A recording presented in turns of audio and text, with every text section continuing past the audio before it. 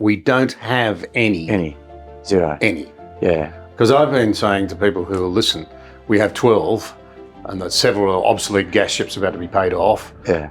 Then there's the Trans-Tasman that hardly carry, but we've got no bulk carriers and no oil tankers. Yeah. But you're saying we haven't got any at all. We haven't got any at all. So no international traders in the Australian flag.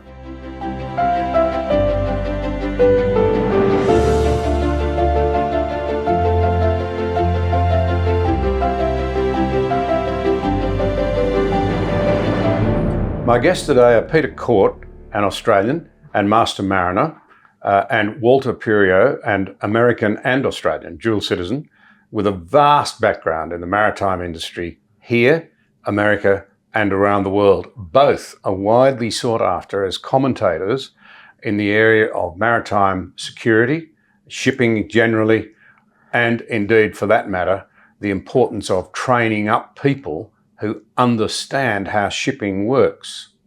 We don't talk enough about these issues in Australia, and in these very troubled times, we need to understand how exposed we actually are economically and strategically because of our lack of a shipping fleet worthy of the name and trained people in Australia. Unfortunately, we're not alone globally. Welcome, Peter, and welcome, Walter. Thank you. Thank you. So, Peter, good to have you with us. Can we start with you? You and I met in the late 1990s. That's right, many, many years ago now, and I was just embarking on a career at sea. I became a BHP cadet back when there was a formal training process in 1997 through 98. The year after I commenced, that training program effectively ceased, and there are no more. The people that have come through since then have been people, a very, very small amount that are desperate to go to sea, so they figure out a way. But really, in effect, Australia ceased training of deck and engineering officers for a merchant naval capacity in 1998. I then went and worked through, I finished my cadetship, I ended up in the oil and gas industry, I became a Master Mariner. I have been a marine pilot. I have been a manager of marine operations for a major oil and gas company, securing their shipping and just on a day-to-day operation of everything that they did touched a ship. So there was a marine department and I was the manager of marine operations there. Since ceasing being a marine pilot, my last role, I have become heavily engaged in the advocacy for the Australian shipping sector as I watched through my career, watched it fall apart and cease to exist effectively, to the point today where we really only have vessels registered in Australia for the purposes of running across Bass Strait and the like of that sort of nature. So, Walter, you bring a truly global perspective. You know shipping inside out. Every time I talk to you, I'm amazed by your broad helicopter view of it all. And you're very worried, as I understand it, about the state of shipping in what we might call the Western free democratic world. Yeah, I am. I guess in a nutshell, I'm an American by birth, Australian, as I mentioned, a dual citizen. Been in Australia now for 23 years.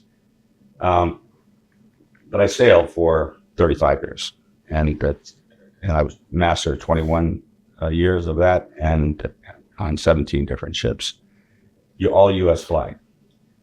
Within the frame of the U.S. maritime prepositioning effort. So it was commercial ships supporting American lift globally. Whatever conflict we had or whatever humanitarian crisis we needed to address, that's what I was involved in. It was quite an interesting career. While I was watching, just like Peter, I was watching the decimation of the U.S. flag. At the same time, I was watching the decimation of a lot of Western flags, but the rise of Eastern flags and flags of convenience and those sort of things that take it to a whole different level. So now, when I sailed and I retired, I went to work for Deloitte for a while. Then I ended up getting involved in alternate marine fuels, and I was the CEO of the LNG Marine Fuel Institute in Western Australia for about 4 years, and then have been heavily involved in the dialogue of how do we maintain how do we get to renewables as an example for shipping.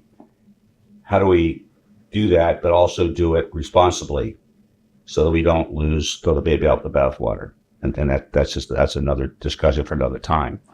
The flag issue is that we are very, in America, we did the same thing. We went from 400 ships. My first time to Sydney was in 1975 on it, as my last ship as a cadet from the U.S. Merchant Marine Academy, and that was, I think, almost 50 years ago. So, the time went fast.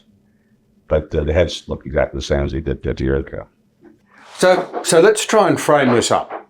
We'll start with an Australian perspective, then we'll go to the international because they're integrated in these very, very dangerous times. Mm-hmm. Australians never stop to think about shipping. You and I have talked about Australian business people and exporters and importers who've never given a moment's thought to the importance of shipping. Just frame up how important shipping is to Australia. What percentage of global shipping do we employ, and how many Australian ships do we have? Yeah, okay, great question. As a nation, the size economy that we are, the 12th or 13th biggest economy by GDP in the world, and being a nation as an island where all of our significant trading has to happen on a ship, about 97-98% of our trade happens on ships, we find ourselves as the 5th largest user of commercial shipping in the world. So just repeat that, because I suspect most Australians would be stunned to know we're the 5th largest shipping country in the world. That's correct, and that is the case. By the size of our economy and the fact that we can do none of it via road or rail, international trade. We're an island nation. Yeah. We're actually a maritime nation. That's right. No one thinks of it that way. We don't think of it. We don't tend to look beyond the breakers or get a bit sea blind, as people say, to what actually is happening with everything that goes on in our economy, and everything that happens in our economy with our trading partners touches a ship.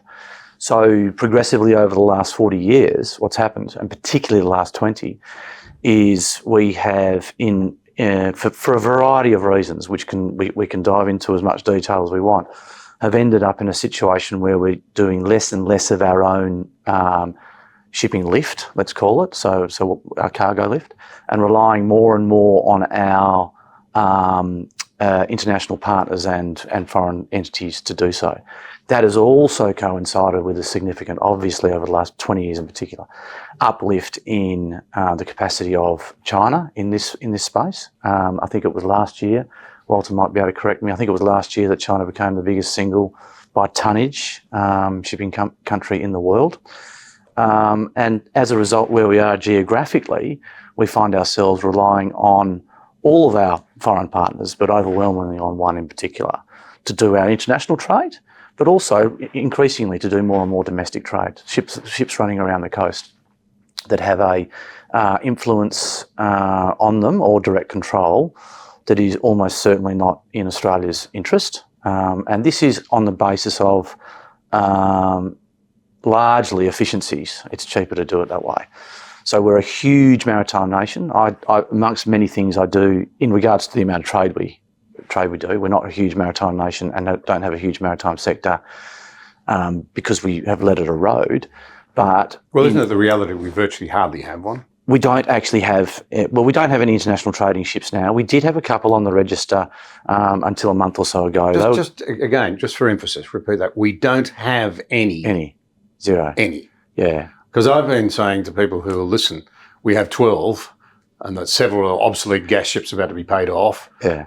Then there's the Trans-Tasman that hardly carry, but we've got no bulk carriers and no oil tankers. Yeah. But you're saying we haven't got any at all. We haven't got any at all. So no international traders in the Australian flag. Yeah. So those gas tankers were there for a little while. They've now been paid off. So we don't have anything registered to trade internationally trading. We do have the vessels that go across Bass Strait, so ferries and ro-ros to support the Tasmanian economy. They're not the type of ship. They're not the type of ships that you will really be redeploying as general purpose. So we've got no medium range or long range MR, LR tankers that can carry products around, or indeed facilitate the activity of energy. We have no container ships, which are obviously hugely helpful in a handy size. I'm not necessarily talking so much about the 20,000 TEU container ships, but we have no handy class sizes that can assist Australia's needs or our near neighbours in a crisis. We have no bulk carriers. It's simple. We don't have anything in this space to be able to support ourselves in a crisis. And there are some, I guess a crisis, it can be many things as well. So for example, in February 2022, the railway line washed away to Western Australia, and everybody all of a sudden realised in a rush that's how all of the food ended up in Perth on the back of a train. And there were questions asked by government departments of companies that still have a tangible link to shipping. Oh, can we get a ship to actually do this? And the answer was, well, no, they don't exist today. That we muddled our way through on that one, and they found some space on commercial ships that were already running there. And that, by the way, becomes the counter-argument, there'll always be a spot on a commercial ship. And in a minor single-tier crisis like that, that's probably correct. In fact, I'd say it is. But it's the bigger crisis that you become concerned about. Yeah. And the reason that we were doing that is the Royal Australian Navy was busy in Tonga after the volcanic eruption supporting Tonga. So there was no sort of spare capacity in our Navy, though it's not really something you would want a Navy to go and do because it's stock and trade. But obviously, once we talk about more significant cascading strategic geographical crises, the idea that we don't have any capacity to move anything around our coast is really quite alarming. So how do we get iron ore into Port Kembla to make steel? How do we move? How do we support the people that make our food and fibre? I mean, all of those outputs and inputs all touch a ship at some stage. There was a statistic that came out that said that Sydney's water's treated by chemicals that arrive on a Chinese ship. Like AdBlue for our trucking industry. A bit of a global perspective before we start to drill into the things that could go wrong. Many of them well short of a war, let me say that up front, that would bring about a crisis where we'd want our own ships and don't have them. But a bit of a global perspective, I mean, it's changed massively. We think in this country that America has big everything. They would have a big merchant marine. Now, the American naval fleet is, about 400 vessels, slipping. It is declining. How many, that's their actual naval vessels. How big is the American maritime fleet? American merchant marine ship fleet got a little over 100 global traders, just over. When I started, it was over 500. My understanding is that even Great Britain has 300. They do. And the biggest economy in the world, the one we all look to help us out if something goes wrong, we need to be aware they've got just 100. And what would they be? Tankers, bulk carriers, container ships? Container ships. And those are mostly what they do. What they will mostly in the container ships would be a lot of the ones that go trans-Pacific, transatlantic. Gas ships are being built, and now of course because of the export of changing from import to export for the United States. So that's another big area, and they're new ships. But how useful are they in a conflict for general cargo capacity, for general cargo work? That's another story. The Americans have a construct where they do a thing called Title 11 guarantee. The American government guarantees up 95% of the debt that a company will need to be able to build ships to support basically American cabotage. But then when the quid pro quo is when those ships then no longer have a useful life, they go into what's called the Ready Reserve Force. The U.S. Maritime Administration, which is the Department of Transportation, actually runs those ships. They're mothballed. They sit in different parts of the United States. Some have reduced operating status crews, 5 people, but they're there just whenever they're needed for lift capacity, lift capability. But the actual merchant marine is slipping, and we've just let it kind of happen. And I think for an international perspective, how I see it is that we have got the Chinese have done actually a brilliant job in how they've been able to take their PLA, their Navy, and marry it up with their commercial ships to be able to support them in time of conflict. Can I just hold there for a moment? you're talking here, you've touched on something that's critical for people to understand. Okay. That your military ships, if you put it that way, your Navy, can only operate to the extent that it can be supplied, and that means a merchant marine. Yeah. The compatibility between the two and some matching numbers. Yeah. So we assume that massive US Navy, it is still massive, doesn't have the number of ships, for example, that the PLA does, but still very sophisticated, greater tonnage than the Chinese fleet. But it would need that logistical backup, and that's been a common story in times of conflict or breakdown in relationships. So how effectively would that work if something went wrong at the moment? We assume the American Navy can do all sorts of things, but they haven't got a merchant marine that can be common. Well, I think I would adjust that statement, John, in that if the Americans do one thing really well, it's logistics. They are good at logistics, and that hasn't changed. How they do it is they've got three different tranches. So the U.S., like in a conflict, if there's a conflict, U.S. Navy addresses it, then the amphibians would bring the Marines in. In the middle, but from that, the Maritime Prepositioning Program that has ships pre-positioned with U.S. tonnage run by civilians are different ports, are different places around the world, three different geographies, three different squadrons, if you will, and there's 13 ships. Now, those ships then follow. And as soon as the Marines go feet dry, these guys come in, they support the Marines for another 30 days, and then the Army comes in. So they've done a pretty good job in having that be able to support that lift capability. The problem is those ships are getting old. You know, my last command, as an example, one of my last commands was a ship that was built in 1962. Great little ship. I mean, I love it. Running it around. It's fun. It's fast. It's steam. And it was good. It's great. But it was built in 1962. So I think these are the kind of things that we're dealing with, and with the encroachment south, and with all the other noise that happens around. Will America be here? As an American, I will say yes. It's just we've got another construct that can be reviewed, and I think that's what we kind of touched on briefly, where there's 26 million people in Australia. There's 26 million people in Beijing. So I think to put that in perspective, they've got a lot of people. We have the same amount with a much larger landmass that we need to protect. Notwithstanding our whole, which was Peter obviously knows all the numbers about it, our strategic reserve, which we can talk about, our strategic fuel reserve. But now, what we've let them kind of let the potential adversary, if you will, get in a position where they control the sea lanes. But with our relationship with our allies, NATO, AUKUS, Quad, the Five Eyes, that's like that Kung Fu Panda thing. We can all do we can do things so much better together than we can alone. And I think collectively, for the free world, this is something that we can do collectively and work with our allies, work with people that are friendly to our country to be able to build this lift capability. That has not been addressed by anybody. And and every country has to be involved. Yes. And right now we're in this period where we're at risk of everybody sort of saying, oh, somebody else is doing it. And when it's not being strategically addressed. It's not been on the map, which is why we're having this conversation. I see it as so important. Just fill us in a bit, Walter, on who's made up the gap, because there's more shipping than ever now. Global trade has exploded. The commercial trade. Yeah. And you stop and look at this country alone. If I'm not mistaken now, I think Rio Tinto alone is shipping something like 1 million tonnes of iron ore a day. Mm-hmm. Get your mind around 1 million tonnes a day.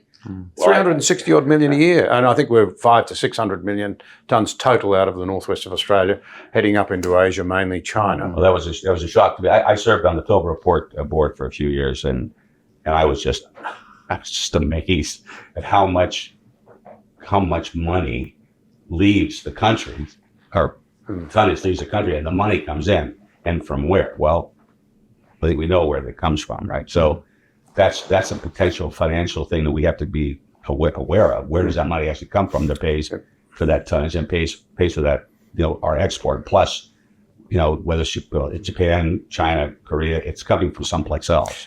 There's a couple of, one minor but still important issue, of course, is because we've got no shipping. That's an industry we haven't got here, employing people, paying taxes, all that sort of thing. It's a part of the economy that we're missing out on that we could be benefiting from. But the much bigger picture, with that explosion in global trade, we've talked about the disappearance of the Australian fleet as the 5th largest shipping country in the world, and the massive diminution of the American fleet.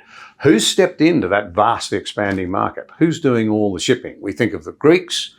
We traditionally think of big companies like Maersk. The largest shipbuilding country in the world is now controlling most of the tonnage. A majority of it is China. Yeah. They took over from Japan. I stepped into the breach. They stepped into the breach with a completely different purpose and mindset of why they have a merchant fleet. Yeah. And that's critical. And that mindset is that we know it's true. Industry and defence are, or military build-up, are intricately linked. Yes, they are. And the government, in the end, controls both, whereas the government has paid almost no attention to shipping in our country at all, let alone its interoperability with defence. So now let's go to another aspect of this, if we come back to the Australian situation. You mentioned you were one of the last trained master mariners in this country, which is how we met when I was responsible for transport. And then you came to me a few years ago and said, you realise I'm one of the last. Who is going to know how to operate ships and ports in a country like this that's so dependent on trade in the future if we're not training any master mariners? Well, I think that's so the obvious immediate problem about not having a merchant or commercial maritime sector in Australia is that you don't have any ships. But the second and third order issues are that who are your managers of marine operations for our oil and gas and mining companies that fundamentally trade overseas? Who run our regulators like the Australian Maritime Safety Authority? Who are our harbour masters? Who are our tug masters? Who are our marine pilots? All of this trade, this huge volume of trade that comes and goes from Australia, the 97, 98, depends on where you get that metric, it's in that order, actually manages all that. And if you're not if you don't have an industry which is actually there as the nursery, in effect, for all of those skill sets, where do they come from? And the only logical answer is they don't come from Australia, is that you're importing that. 12, 13 years ago I was in an oil and gas major, and we were trying to find a technical superintendent, a fleet technical superintendent. We ended up going to the UK. We couldn't find anybody in Australia. So what you're looking for there typically, not 100%, but typically, is a chief engineer with experience on ships that understands all of that can come ashore and help you manage that. And that's 12, 13 years ago. And now we graduated in year 2000 from the Australian Maritime College, my year group. There was one year group after that. And since then, it's just been the tiny dribs and drabs of people that are committed to doing it. And they figure out where they're going to get sea time around the world. And it's a really hard way to actually become a master mariner or a chief engineer. But the long and the short of it is we run an economy which is absolutely reliant on ships at so many levels, right throughout our corporations and our government enterprises and our ports. And progressively, those people simply won't be Australian. There's actually currently, as it currently stands at the moment, to get a pilotage exemption in Australia, so you can be a marine pilot and pilot in and out of a port, but some ships call so frequently that the concept of the master having an exemption for that port becomes the most practical thing. Certainly when I was in pilotage, and I believe it's still the case, to get a pilotage exemption, you have to be an Australian resident. You can't actually be a foreign national. Now, apparently the oldie worldy maritime law reason for that is if you have a problem as a marine pilot, then you've generally made a very big mess. And the idea that you're not from that country and you just disappear back to where you came from becomes problematic. So, but also it is also from a national interest perspective. Do we have Australians doing this critical role? Now, another statistic about the industry that boggles people's mind is that all of this trade that facilitates the economy that we live in, it's currently conducted by about 360 marine pilots. So all of that trade that happens in and out of Australian ports around the country There's 360 specialists that do that. Now, they're all largely now Australian trained. Obviously, there's a proportion of them that aren't because we haven't been doing it. But when you think about that in that context, it's a huge concentration. I mean, how many medical specialists are there doing hip replacements in Sydney? There's probably, so it's a really critical, but also largely totally unseen side of the Australian economy. It's extraordinary to stop thinking about it. It's like having a hospital with no doctors or, an airport with no pilots. We're a maritime nation and we've got nobody who knows how ships operate, let alone ships. Exactly. Yeah, one of the things I think it's funny that we look at it. So Peter and I are career seafarers. We got to sea so I call them sea buoy to sea buoy. So the smart ones were like Peter. You go from sea buoy home, and they got to the sea buoy. People like me went from the sea buoy 20 days away to another sea buoy, and then 20 days back.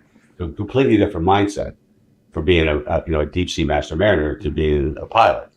And something that I'm sure Australians don't know, it's very few people know this, but when a shipmaster brings his ship in, the pilot, give it to the pilot. Pilot gives you guidance because she's a local guy. He knows the waters. The captain is always in charge. The pilots are only for advisory.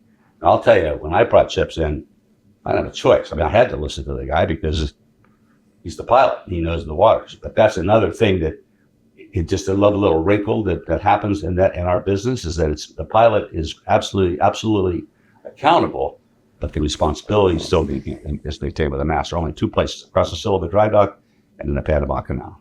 So there's a lot of little oldie worldy things that we are constrained by as mariners and in the marine world, that like there's these things happening with the Red Sea and how many international flags and fleets have been taken there. Well, you've got Russians with Ukrainians with Greeks with Brits. They're all and these are people that have been now taken. But you don't hear a lot about it. If that was an airplane, it'd be a different story, But it isn't. There's your ships that are just sitting there, traders. So it's a really interesting business that we don't know a lot about. No. So let's go to history. Always a great guide. And if anyone doubts the importance of a merchant marine, just think about Britain would have been starved out of existence in the First and the Second World War if they hadn't been able to mount the convoy exercises and then protect them. Private operators aren't going to expose their ships to that sort of risk. Governments have traditionally, when something's gone wrong on the security front, commandeered ships, as I understand it. What are the lessons of history? Perhaps more recently, you've written about the Falklands War. And how the British had a merchant marine fleet that they could commandeer the necessary ships to back up their military operation. Yeah, that's without right. which the military operation, by the way, could not have been conducted. Could not have been sustained in any way. Yeah. So, no, that's exactly right, and that's where it becomes very interesting to start talking about potential solutions, because in some respects it's simple, in some respects it's complex. But if you look at the case that you just raised, the UK, it's the most easily identifiable and notifiable one. So they could requisition vessels from their general register to assist in a crisis, and they have been able to do that for a very long time. The most recent case was the Falklands War. Around about 40 merchant naval vessels were. The terms used is requisitioning. The government is paying the day rate and the stipend of the ship. So that's the quid pro quo is. But also those ships have an interest in supporting, and the companies that run them are domiciled, say for example in the UK, in supporting the UK economy in a crisis like that. It's widely acknowledged that the Falklands War simply couldn't have been prosecuted without the 40 or thereabouts merchant vessels that were requisitioned to assist. One of them was sunk, the Atlantic Conveyor was sunk, and I think 12 people on board perished. It was a merchant ship that was basically very similar to the convoys in the Atlantic in World War II, where merchant vessels were sunk left, right and centre. The solutions around how you end up with a fleet that is available like that tend to branch into two streams. And Walter, correct me if you think there's more. It sort of tends to branch into a general register, which is top to bottom Australians, and then an international register, which is international trading vessels that are just doing their due around the world on a commercial basis, and that they can be anywhere. and they are just picking up trade where the trade is, just following that. And then in a crisis, if they're on the appropriate register and the appropriate requisitioning mechanisms are in place, the government can put out the call to that company and say, we need XYZ tonnage. Where is it? And that's the idea about having a large one. Let's say the UK's got over 300, where there'll always be something relatively nearby. So it's not everything's 4 weeks away. So that's how it's conducted there. It's considered to be critical for any kind of form of resilience. I mean, when you look at the United Nations Commission of Trade and Development, I think it's a 2-yearly report on the state of the globe in shipping, and they actually rank in different types of ships, overall tonnage, every way you can imagine, shipping countries of the world, and they go to about 100, I think it is, Walter. You might have said it might not be quite that much, but it's a lot. And obviously Australia, as the 13th biggest economy and the 5th biggest user in the world, you would imagine would be somewhere in there, but we're not. We don't even crack a mention because we just don't have any. But all of our OECD partners to some degree are there because they've all acknowledged this problem. So the UK well and truly acknowledges it. It's been a largely bipartisan approach to try and maintain some resilience in this space, knowing that they can't compete with the cheapest shipping in the world. But how do you actually accept that and say we simply have to have some capacity to stand on our own 2 feet for a period of time? A little bit like the Ukraine scenario. I mean, if they hadn't made the preparations and done everything that they had done to be able to withstand the initial onslaught, it might have been over in a few days. Yeah. And then nobody was going to help. No one was going to help. That's right. But people overlook that. Because 2 or 3 months they later, showed some pluckiness, they showed they were surprisingly aware, and the world came in behind them. Exactly. And 2 or 3 months later, they're still standing. You know? So let's try and construct a scenario. No, I'm a farmer. I'm in the business of feeding people, passionately committed to it. I think that really matters. Matters to every Australian. Well, who I'm in the likes business to of moving the food around. Yeah, well, but that's where I'm going. Now, we think farming would be self-sufficient in Australia. It's nothing like it. Because we import oil, we import fertiliser, a whole lot. It comes through very sensitive shipping routes. Now, let's stop short of a major conflict scenario. We've seen what the Houthis have been able to do, interrupting shipping around the Middle East. And it's pushing up shipping costs, it's delaying everything. And with all the might in the world, the Americans and the Brits, with a very, very modest contribution from Australia, we've not been able to resolve the problem. It's been quite difficult. Now, you construct a scenario in this area, in our part of the world, with our exposed shipping routes to the north, it wouldn't have to be a major conflict to see, say, Peter Jennings from ASPI, then ASPI, put this to me, Australian Strategic Policy Initiative.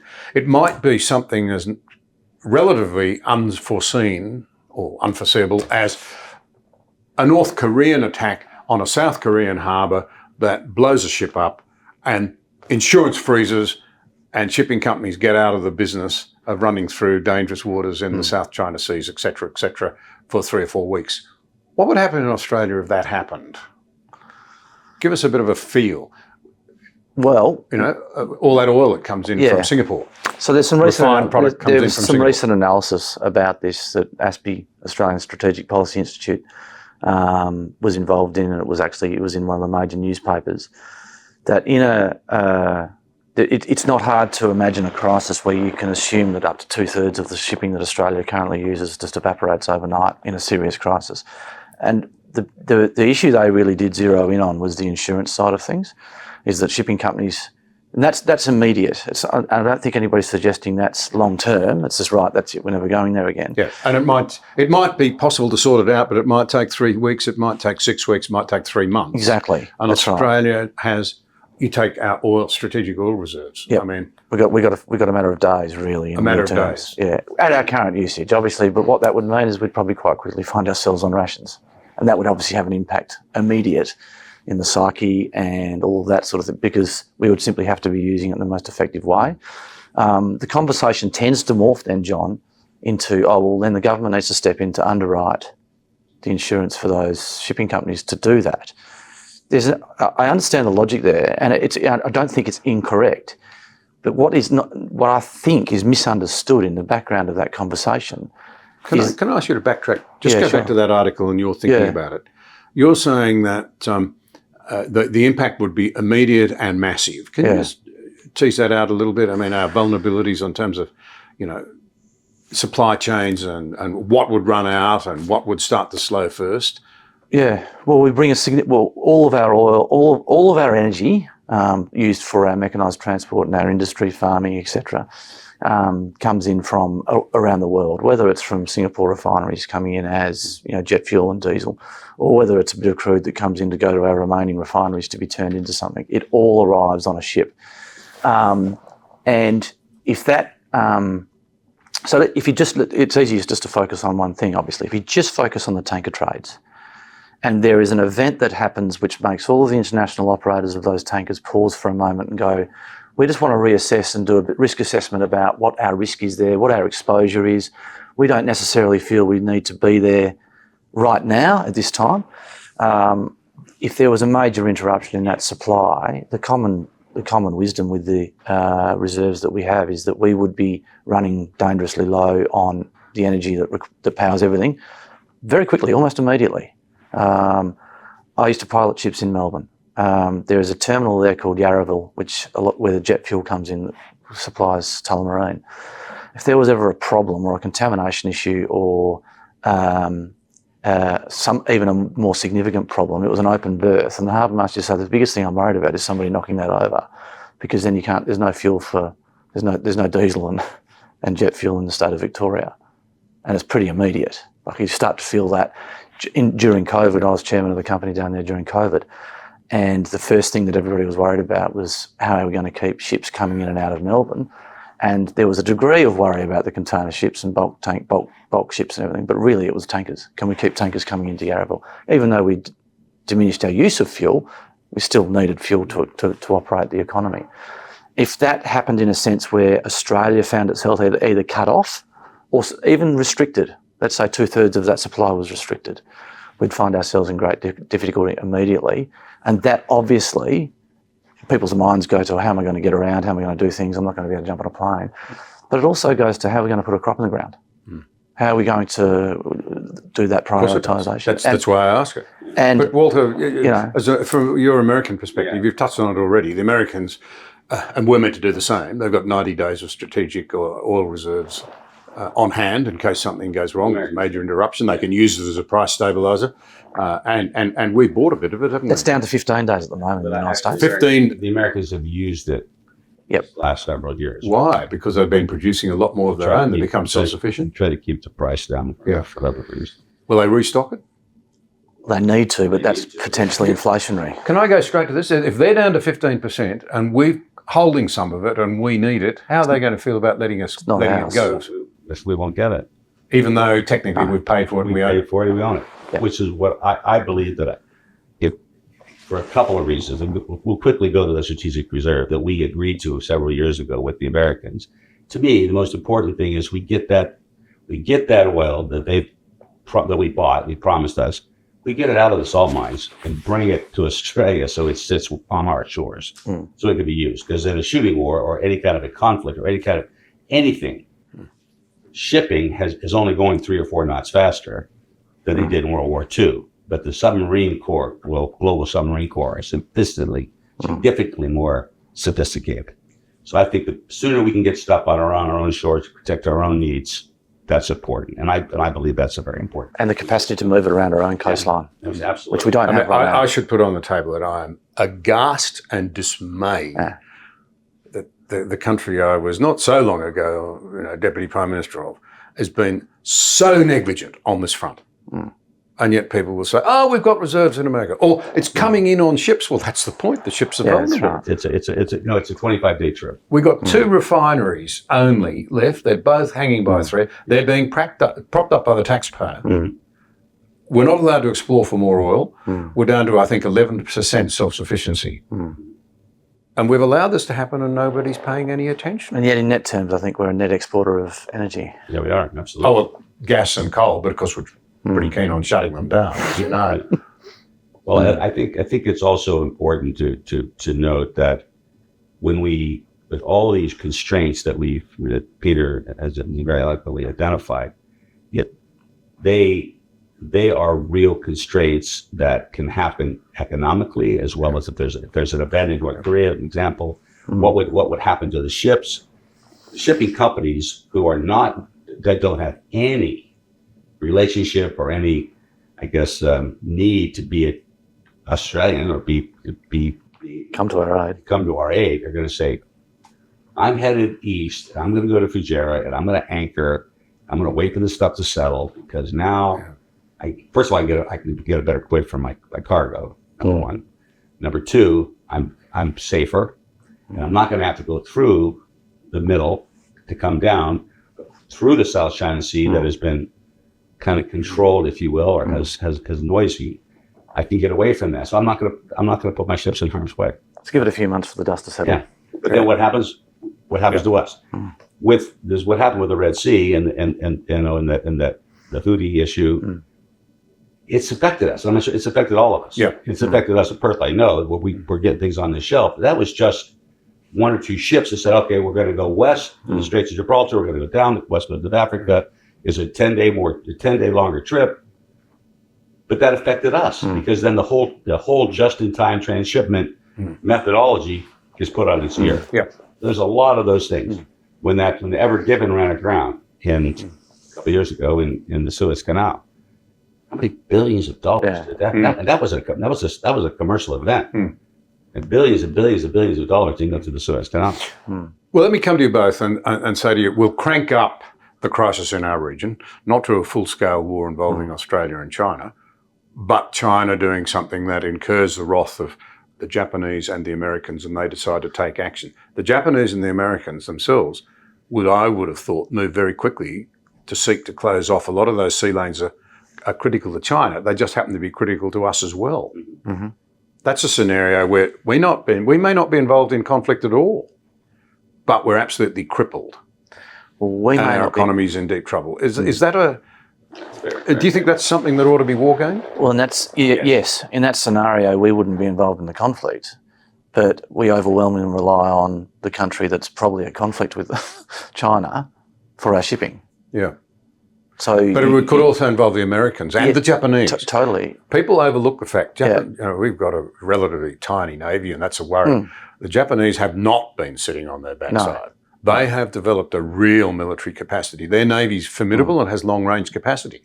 And I assume that that's in part because if they think there's a real trouble with China, they want to be able to deny China access to a lot of the things that it needs, including oil from the Middle East. That's right. But we'd be the collateral damage. Totally.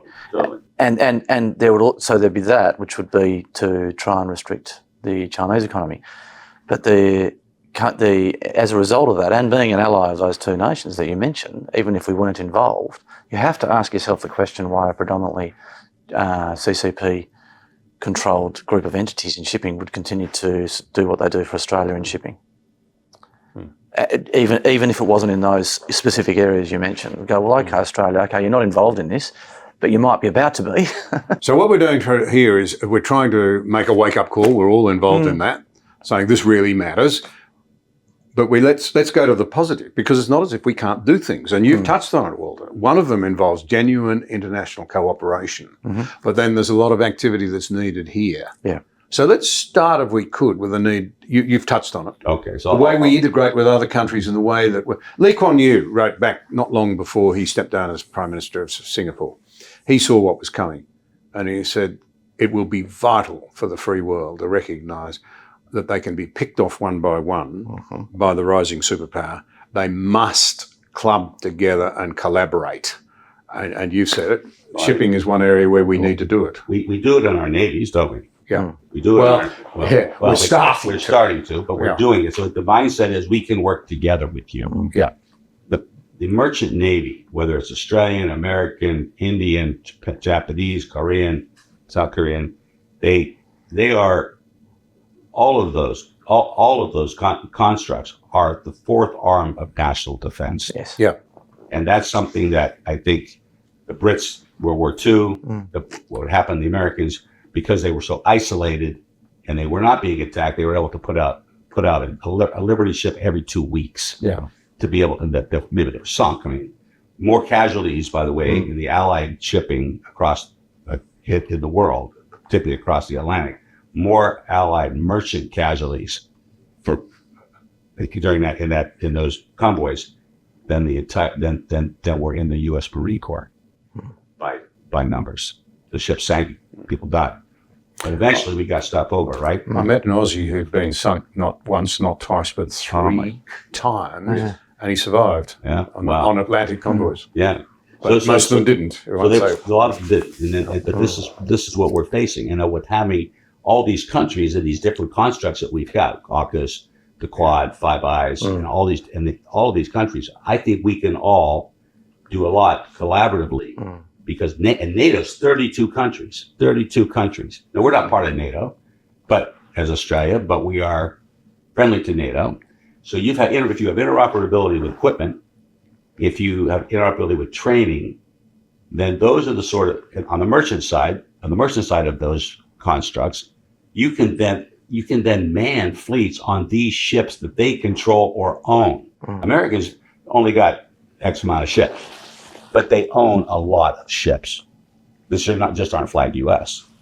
And Australians, I'll dare say, have a lot of people that own ships that are not Australian flagged, of course, you know that, but they are commercial and they are Australian.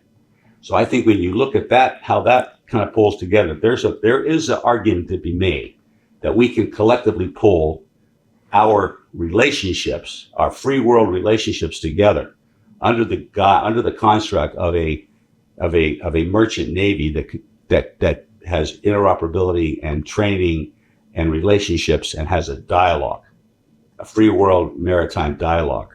Then we can stand up to a potential adversary that has the same, has a different purpose, but they've got lots of ships too. So this is what I think the reason that I'm excited about the Australian International Ship Register is that the Western world, the Americans have a ship register, the Brits have one, the Danes have one, but they're all there to be able to have. It's expensive. Shipping is expensive, but commercially, if you're paying the amount of money that you pay for a Western crew, it's expensive. If you've got an LDC crew on board who are friendly to the West, and you have some of the ratings and some of the officers that are part from the country that you are, like in our case, AISR was Australia, that you're still controlling that tonnage, and you are commercially viable. And when you're needed, your company, because your family's sitting in the Wheat Belt, or your family's over here, and the company's operated in Australia by Australians. Exactly, company's in Australia. It's an Australian entity, and that to me is one way that the one thing we can do through our capitalist constructs, so that we can actually make that happen. But it hasn't been explored. No. We're exploring it, but it hasn't been explored.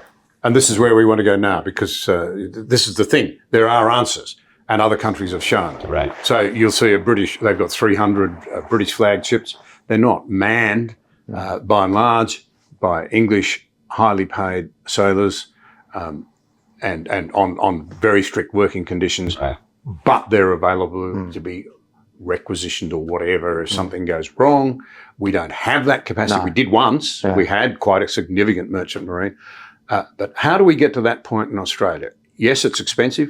Yes, it means doing some things that some people might say, everyone on that ship, if it's Australian flag, should be Australian. Well, you'll never get there. You'll never be competitive. And the price we may pay for that could be catastrophic.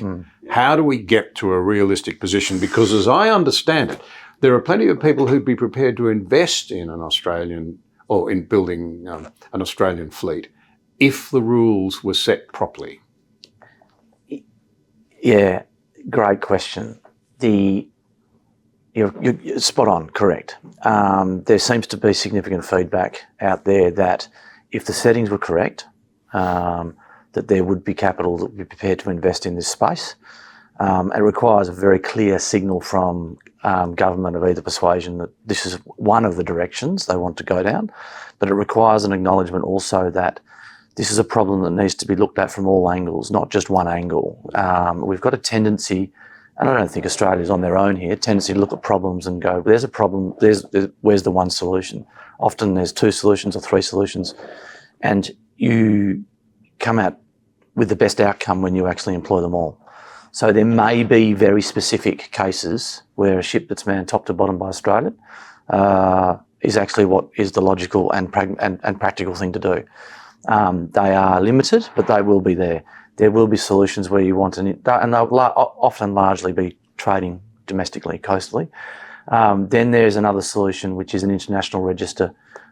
In Australia, we call it the AISR, Australian International Shipping Register. It's not been utilised so far. The other OECD countries have the same thing. I worked for a company that was a Norwegian company. It used the Norwegian International Register to register its ships. It had Australians and Norwegians and Filipinos on board all of their ships, and that was aided them in bringing that cost delta down significantly. So you need to sit down with industry and explore that. And all of those registries in the OECD come with incentives for companies to invest in that register. And the flip side of that is, and the agreement, is that those ships that are on that register that receive those incentives are available to be requisitioned in a crisis under commercial terms. So where a big red button, if you like, to be flippant about it, gets pressed and it's like, we need help. And these companies are actually obliged or compelled to actually say, okay, well, this is what we have. And it's in the terms of contract in their trading contract, so in their charter parties, where a charter can be terminated because we've going back to. So you wouldn't do it lightly. This is not something that would ever happen lightly. It's something that would happen in a real crisis, be it natural disaster or conflict or some other shock, and that's how these countries maintain this. So Switzerland, for example, outranks Australia as a shipping country with ships on its register. And that's with no ocean. That's right. No ocean. But they acknowledge that in a real crisis, they will still want some capacity to be able to call it in, even if they can't get to a Swiss port, to be able to continue their trade with their partners. So even the Swiss acknowledge that in amongst their construct of what Walter talks about, that they'll need to participate. And what we need to do in Australia is sit down and have those conversations, and have those conversations with the people that have actually chartered ships for companies, people as the customer, and have conversations with the people that have actually been the vendor of those ships. Because we have done this in Australia. We do know how to do it. We just decided to stop doing it progressively. And people that have actually operated those ships at the coalface, and who our partners might be in developing these ships. I mean, for example, we had a recent visit from the Filipino president talking about the long and enduring relationship that we have with Australia vis-a-vis the Philippines. The Filipinos are some of the best seafarers in the world, and they are absolutely exceptional. So you naturally can go to a spot where you go, well, imagine a world where a ship with partial Australian officer component and Filipino officers and crew trading around the world just on a commercial basis, making a commercial return, but is available to Australia in a crisis. There's a very interesting point to be made here, not for the first time, and it's this. Sometimes you can let the perfect be the enemy of the good. So you might say, no Australian ships unless every crew is an Australian on it, every crew member. And achieve nothing. That means you'll have none. Whereas if you have a mixed arrangement, not only do you have some employment, but you can keep training master mariners, people who know how to operate ships, know how to keep trade moving in good times and in bad times. Keep international trade going, keep international connections going with your partners because you're working together. Yeah. Be able to assist our near neighbours in a crisis, like a volcano goes off. It can be an Australian complement of Australians and Filipino, etc. These international trading ships that I talk of, that every other country uses, you step on board. It's a bit like the League of Nations. Yeah. So like the certain complement will be Filipinos, others will be Indonesians, etc. And that was the thing about piloting, is I spent 7 years thereabouts piloting, so 1,400 ships. You'd see this in action because you just, as Walter said, as a pilot, you just go to the Seaboy and back. So you see a lot of ships and you see how everyone else does it. So I've seen French officers, Danish officers, Norwegian officers, British officers, etc. But I never ever saw them going below the top ranks. And to try to remain competitive, they were using international crews from their partner nations. And that's the key, and that's part of the solution. And there will be elements, there will be areas where top to bottom Australians will make sense. So it's working together and using all of solutions that we can put together. The AISR, and I think the history of the AISR was when Anthony Albanese was The Australian International Shipping Register. Australian International Ship Register. It was a construct from the Prime Minister when he was Deputy Prime Minister and Transport Minister in 2012. Right. So that was a long time ago. It was a good idea. It was a worthy idea. It was important, but it hasn't happened. I think, and there are reasons I think it didn't happen. One is that I think they lost government's number one, but also it was the dollar was parity. The parity would just kill it. Because all trade happens in US dollars, obviously. So now we're not at that point. So now I think there's an argument to be made that it'll be much easier to be able to make this work. Yeah. And the issue that the Americans have a very similar thing that they have a fleet that is protected by America, but it's not the American flag as well. It's like an international fleet, but also they have a program called the Maritime Security Program. So these ships are the government, the U.S. government says, okay, well, is it a subsidy? I hate that word, but it actually is, and it allows them to continue to support training of American mariners to be able to become officers, to be able to become masters and chief engineers, and ratings to be able to become bosuns, whatever. So I think that is working, and it works very well. And because when push comes to shove, if you're the captain on the ship, John, and you're the chief engineer, Peter. Other way around. And you always want the captain and the chief. The captain says, okay, I live in Perth, or I'm from Perth, and you're from New South Wales, and something happens here, my family's here, all my relationships are here, this is my country. We talk about patriotism, which is another story about American and Australian patriots. I have got an idea about that. But I think at that point, are you going to come back, are you going to willingly to go into harm's way because you don't want anything to happen to your country, your family? So, of course. But if you're not an Australian, and you're a few years from wherever, maybe not going to be as key to do. Well, we've got objective proof of that as well. So in World War II, 30 ships, merchant vessels were lost trading around the Australian coast. They actually weren't, because we had no submarines. Well, yeah. We had them in the First World War. Yeah, exactly. Australia was asleep in the 30s. But that domestic trade in Australia continued, and people kept on doing it. So Australians kept on getting on merchant vessels and continued to support the Australian country as they were being sunk. So sometimes, John, every now and then, I've had pushback, I'm sure Walter has, and I'm sure others that speak in this subject matter has, nobody will do it anyway. Because once you realise you're just going to be fodder for guns. And I go, I don't know. I don't think that's true. I really don't. And in fact, I think we've demonstrated historically that we know it's not true. Australian merchant vessels went to Vietnam. Yeah. Australian operated merchant vessels supported Dili, which very few people realise. 2 vessels from the company that I worked with that no longer exists were on charter running supplies from Darwin to Dili for months. It wasn't the Navy that did it. It was the interesting conversation we were talking earlier I had with John Coyne about it, because he was there and he wasn't actually that aware of it, but he is now.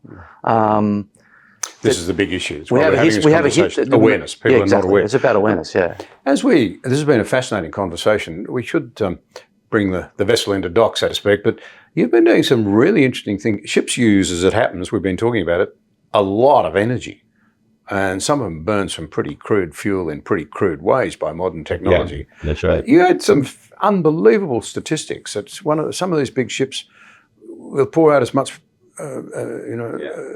exhaust and emissions as 58 million cars a year. The statistic is before 2020, when we were able to burn up to 3.5% sulfur in per volume for our heavy fuel oil.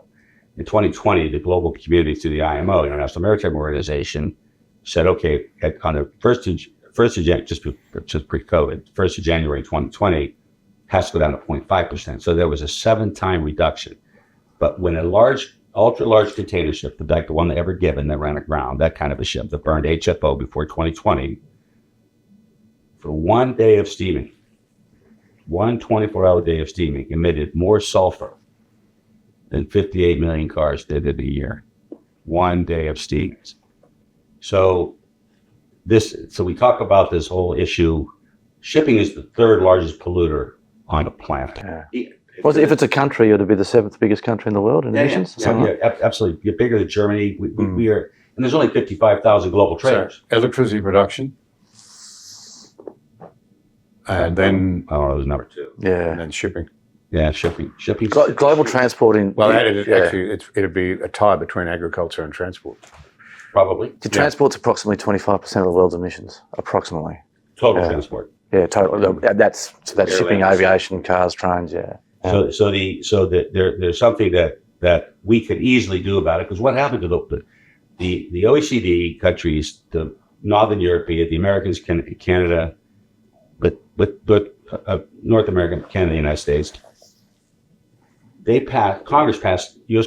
very, very quickly what they called an SECA, Sulfur Emission Control Area, which made ships coming into the EZ, the 200-mile economic zone, shipped over from heavy fuel oil, that even scrubbed heavy fuel oil to make it less than 0.5 sulfur, to 0.1 sulfur, which is a 5-time by reduction again of the poisons that were causing a lot of deaths on the coastline, particularly in the third world, happening.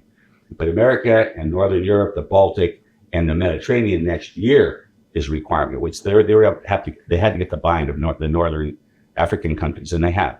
So this is something that we as Australia, you're doing it in Sydney. There's a 0.1 SECA right here in Sydney, only Sydney. But the rest of the country is still 0.5, which is the global norm. So to me, it is so simple, because to go and say, if all ships that trade into Australia have to go to 0.1, so that means they burn marine gas oil, a little bit more expensive, but a lot less pollutant, just like the rest of the Western world. Then you're bringing the quotient down significantly, and frankly, that's a win for any government. I don't care which government it is. That's a win, and it's an immediate win to reduce this quotient of emission, and it's easy to do by coming down to 0.1 sulfur. So it is dirty fuel. I mean, it is bad. But in the world, I was at a conference last week. It's a Singapore Maritime Week, and one of the things that we're focused on is 1% of the fuel for marine. 1%, hydrogen, Twiggy's got ammonia and all these other methanol, all these other fancy things. That's less than 1% of the fuel that's burned globally. The other 99+% is still fossil fuel, LNG, heavy fuel. And the heavy fuel, which is really frustrating, I don't want to get my bully pulpit here, but when you're burning HFO, you can scrub it out. So HFO is heavy fuel oil, 3.5% sulfur, goes into the stack. The stack just basically puts water in and just takes out the sulfur, goes into the tank. Then once you're outside of international limits, it just goes over the side. So the whole thing about cleaning up emissions, well, they clean the emissions, but then they just carry it, and then once it gets outside the international waters, you just dump it over the side. Or outside the environment, I think is... The outside that you're outside. That's the euphemism. Apparently. It's something that... Now, the IMO is changing that. There are certain jurisdictions, like you can't do it's called open loop scrubbing. You can't do open loop scrubbing in certain parts of the world. And like us, you can't do it here. You can't do it in Australia. Open loops are not allowed, which means you just dump it over the side. But I think what'll happen is the delta between HFO and heavy fuel oil and very low sulfur fuel oil is $100, $200. So it's per ton. It's a big delta. So they paid back the use of their scrubbers by, many times. So this is an industry that our industry is so ripe for change, and we need leadership to do that. We need people that have a voice to make people aware, notwithstanding the critical importance of it strategically. This is a massive industry that we have completely forgotten about. That engagement by Australia would... The shipping industry is an industry which is famous to responding to a stick for hundreds of years. That's all it's ever really responded to. Well, thank you both very much indeed. I think we've brought the ship into the wharf for now, and we're tying it up. But I will just show on the screen some sites that are of very interesting further reading for people who are interested in this, including a piece you wrote for The Strategist and the astonishing response confirming all your worst fears and mine from retired Admiral Moffat.